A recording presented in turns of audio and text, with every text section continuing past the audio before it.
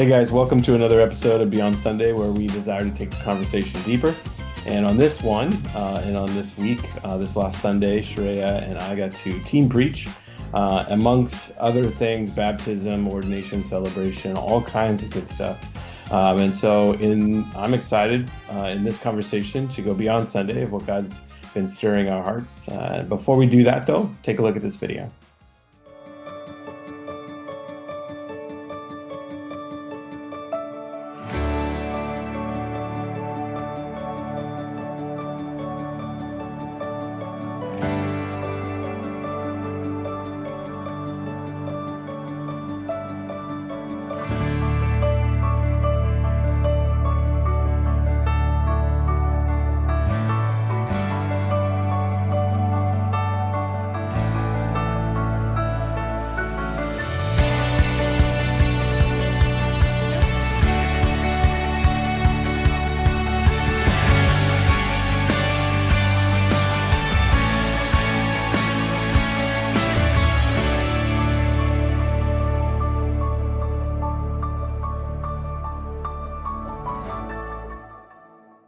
All right, on this week, Shreya, why don't you share what was the big idea, scriptures? Although you and I only really touched one of the scriptures from the Revised Common Lectionary, but what was the big idea in the scriptures that were a part of it?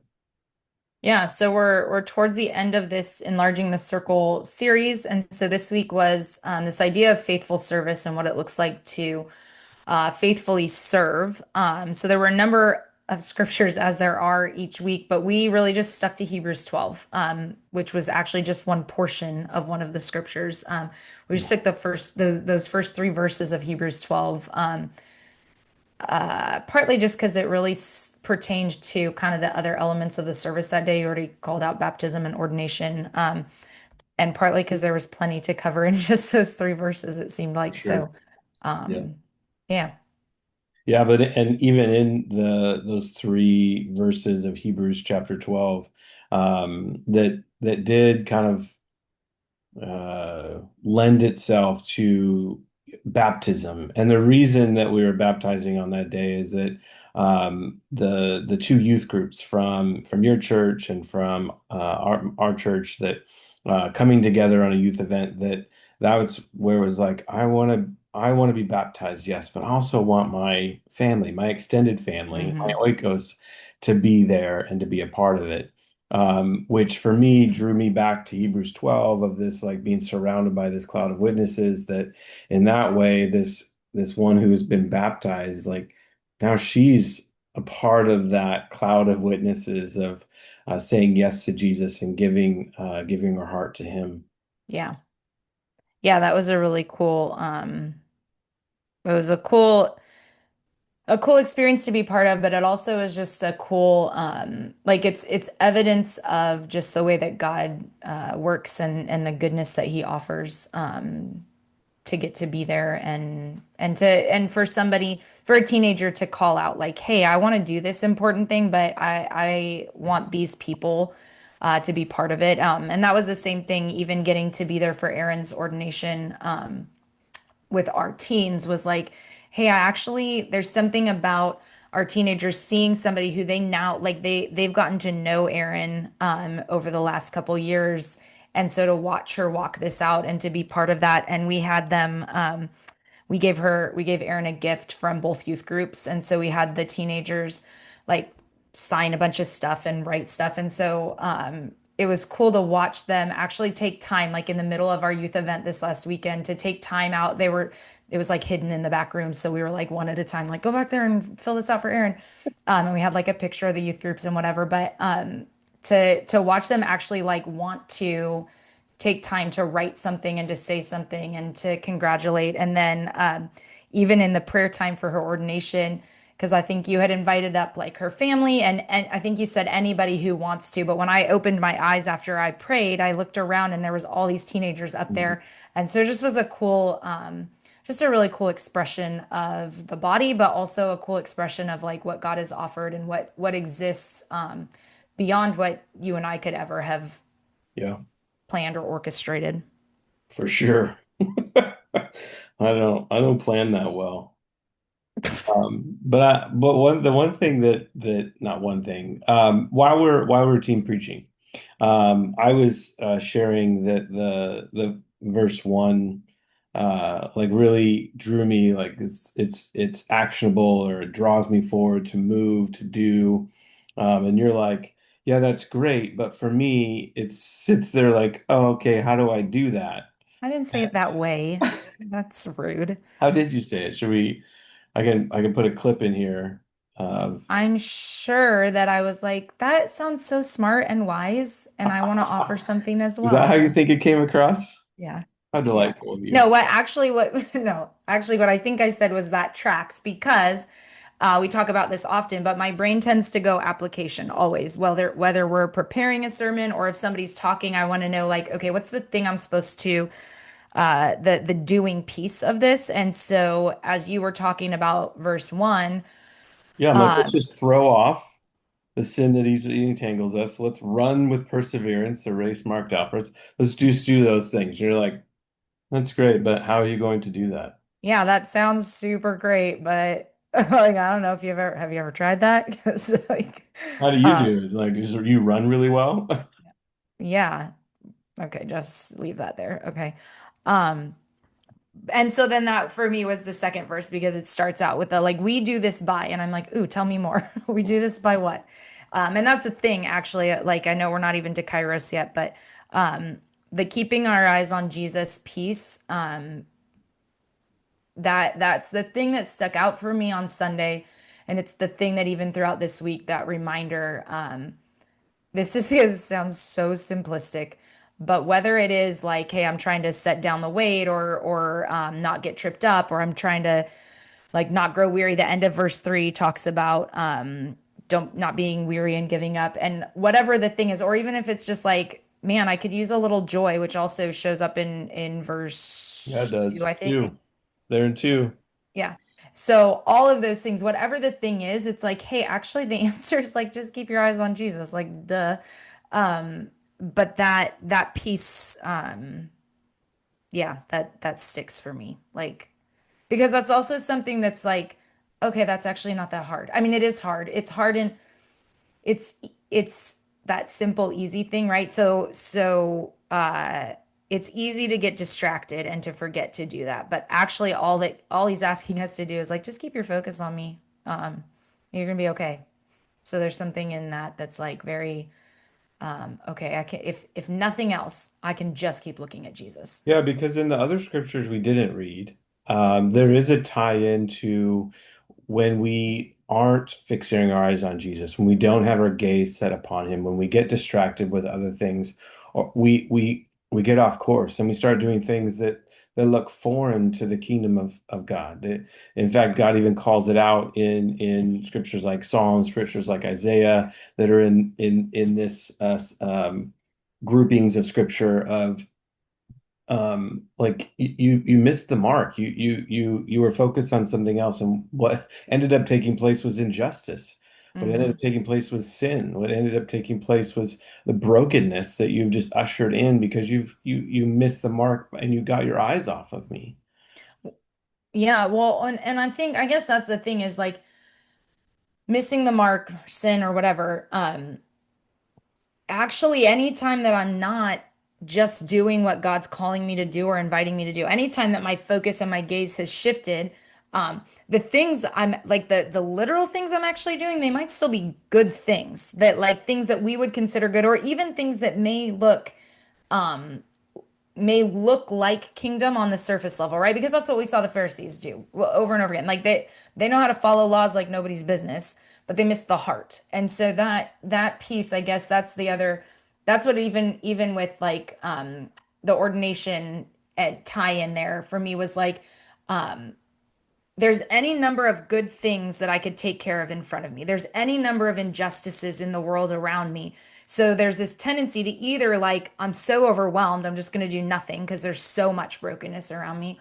Or there's this like, okay, well, I'm going to do these things over here because I've decided like those are the good things I'm going to do. But if that's not what God's calling me to, if that's not what he's inviting me into, or if my focus or my gaze is anywhere other than him, then I've missed it. And so that piece, like, it's not just to keep me from the sin that ensnares me or the weight that I've carried, although that's some of it too. It's like I want to do the right good thing. I want to do the good thing that you're asking me to do. Because I think that's where there's a definite tie-in for me. The end of so Hebrews 12:3, the like then you won't become weary and give up, right? So there's that reminder to Galatians 6:9 of like, don't grow weary in doing well. And how often there is like trying to do the good things, I'm trying to do what I'm supposed to do, but I'm tired and I'm weary. And it's like, I wonder if in those spaces, if Jesus is like, yeah, you stopped looking at me. You got distracted, lost your Mhm. focus. Yeah, and isn't that that part of that community piece of, and we've talked about this a few weeks back, but like where and maybe it was with Aaron in the podcast of like I actually need people in my life to help me and remind me of where my focus is, where my eyes are fixed, and if they're fixed on Jesus or not. To, hey, are you looking at the right thing? Or if you're distracted by this thing, do you recognize it? Do you know it? Yeah. Do you see that that's actually pulling you away from Jesus and not actually towards Him? Uh, Yeah. I need those witnesses around me. And the beautiful thing that you even called out on Sunday was for the teenagers of, and then where I for the one who got baptized was like, now here's an opportunity where you are this encourager, this witness of the glory of God, this witness of giving your life to Him and following Him with all that you are and all that you have. And now this is that part of the entering into His glory until we meet Him face to face. But it's like now this doesn't you have to wait. Right. Um, until you're with Jesus, you don't have to wait for some sort of legacy piece. It's now you get to live out as being this witness. Even though maybe in Hebrews, this cloud of witnesses, I would say is more akin to the what we read back in Old Testament and Scripture, and people have come before the champions of faith, if you will, the Hall of Faith. Hmm. Right. Yeah, I mean, there's a both and in that, I think for sure. Yeah. Yeah. Shay, what's your Kairos for this week? Um, okay, well, I kind of already said, so this idea of keeping your eyes on Jesus, but I'm trying to pull up this thing that I read earlier this week. Because the keeping your eyes on Jesus is definitely the thing that's sticking. And I have this image in my mind even after Sunday of like, you know, when you've seen like a little kid on a bike or whatever, I guess it's not just a little kid, but a kid on a bike and they start to wobble and there's this like, oh shoot, like this, they're gonna go down in the handlebars kind of thing. And then sometimes they do, but if they can just like there's this like lock in steady kind of thing. And so that I have this image of like the spaces in my life where sometimes it feels a little bit like this, like I'm gonna go. Like I don't know, things are not quite things aren't just steady where they're supposed to be. And so in those moments, or even like when you're doing when you're doing like working out, stretching, yoga, whatever, that idea of like keeping your eyes on a fixed thing helps with balance. So there's just that idea of like when things in life feel a little off or like unsteady or unstable, that image of like it actually just takes kind of like one look to just like steady yourself. So that was kind of in mind. But then I read this thing earlier this week, and so it says it's kind of long, but the gist of it, it's written like by a mom of young kids, and she says she's talking about God, and she says, "I told him, let's meet early, just you and me, before the chaos, before the noise, before the house wakes up, coffee, quiet connection." I sat down, pajamas on, Bible open, coffee in my hands. "Okay, I'm here," I whispered, and I felt him say, "I've been here. I'm glad you came." And then she goes on throughout the day because then her kids wake up right away. And so she's like, "Just a second, Lord, let me get this kid settled." And then, you know, the next kid wakes up and then they need breakfast and then whatever. And she goes through the day and all day long she's like, "Sorry, God, I'll be right back." Just like whatever. And then by the end of the day, and in this, she's imagining in this imagined conversation, God speaking back to her, like, "It's okay. I'm right here. It's okay." And so by the end of the day, it's like she says at 9 o'clock, the house is finally quiet. I sit down again. "Did I miss it?" I ask, and he says, "Never. I've been here all day, but then I get lost in a show. I scroll too long, da da da." And still he stays. And then she says, when I finally come back, a little bit embarrassed, a little scattered, I whispered, where were we? And he smiled and said, right here, still with you, still for you, because that's who he is, not keeping score, not giving up, just faithfully showing up in the early mornings, the undone afternoons, the bedtime quiet. He doesn't need my performance, just my presence. And that landed for me because I think that in the moments where I realized like, oh, my gaze might have drifted a little bit, there's this tendency to like, like, I'm sorry, God. Hmm. And then also there's this tendency in me to think like the conditions have to be perfect for me to keep my focus. And so there's something in that thing, the way that she wrote that was this reminder of God, like, I'm actually gonna like I'll actually go with you in all that mess and all that Yeah. chaos. And it's great when you can sit down in the morning in the quiet with the coffee and the whatever, but also I'll meet you in the mess. Yeah. And Or while you're like on the bike and it's wobbling, or in the yeah, like not when the like not in the calm, but in the storm. yeah. Like I'm never too far away for you to actually just like make eye contact. Just look, right? I'm right here.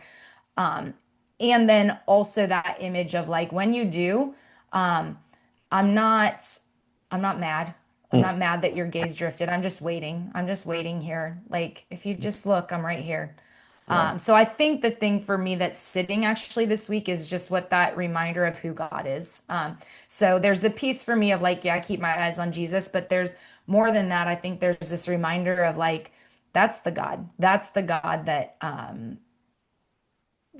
I follow, the one who's like, I'm right here. And it's okay. It's okay when you've lost focus, when you've lost your sight. I'm just waiting right Yeah. here in the mess. That's good. Yeah. I love the visual. The Kairos for me this week. So I did do some exercises on a paddleboard with a kettlebell, and out on the river. I did, With a kettlebell. yeah, with a kettlebell. And then idea, let's tie a rope to this. We'll use the kettlebell as an anchor. We'll tie that to the paddleboard, and then I can really work out. I mean, rest on the river. Yeah. What are you even saying right? Nobody believes you. Well, that's Nobody that's nobody that's listening to this believes you. not true. I did some kettlebell over my head, right? Is that what you do? Okay. So I tied it to the paddleboard as an anchor, and then had the paddleboard in the current um, of the river. And Lori was there sitting on the rocks, just like a feet away, and the paddleboard like drifted off out of the current. She got her feet up on the end of it, and I'm just laying in there, part of me in the current, part of me not. And I put my arms out into the water on either side of the paddleboard. And it was this like sensation, this like washing away the things that were tangled around. Like when I put my arms in the water, because I was in the current and everything's flowing by me, it was just had a sense of this like, okay, God, whatever is sin is entangled around me, whatever is distracting me, that's keeping my focus off of you. It was just as a moment there in the river, like is washed away, and Hmm. being washed away. Um, that I wasn't the one doing it. Yeah. I simply, I simply had to stay there long enough for that to take place. That I think that was the piece of this. Typically when I read verse 1, it's like, yeah, you just don't fall in the cobweb or the spider web. That's where it's all the bad stuff is. And it's like, no, actually, um, it's trusting God that He's um, detangling me or washing me clean. It's simply just like, okay, Lord, Hmm. and then He's faithful to do so. And I think in the same kind of way, like, yeah, I've been here all along, and this is what I want to offer you. Yeah, I'm just waiting for you. Yeah. So it did. It felt very. Um, the sense was a lightness Hmm. in that. So it's a good reminder that took me back to Galatians 12. Yeah, it's good So, because too often I'll like want to just take off and run the race with all the things. with all the things. Yeah, And God's like, wait, first, this will actually really help. It'll it's be easier if you you just you put know, this it's like, down. Devin, you love efficiency. Let me help you. This will really be efficient if you just Yikes. if you just sit here long enough, lay here, be here with me. It'll really help the running. So Yeah, it's good here we are. stuff. Here we are. Thanks, God. Yeah. And thank you guys for listening in and being with us. And we hope and pray that your conversations are going beyond Sunday and that God is stirring in your heart, um, and that stirring in your heart and soul is moving you closer to Him. And so we hope that for you, desire that for you as we desire and hope that for ourselves. So we'll see you guys next week. Take care.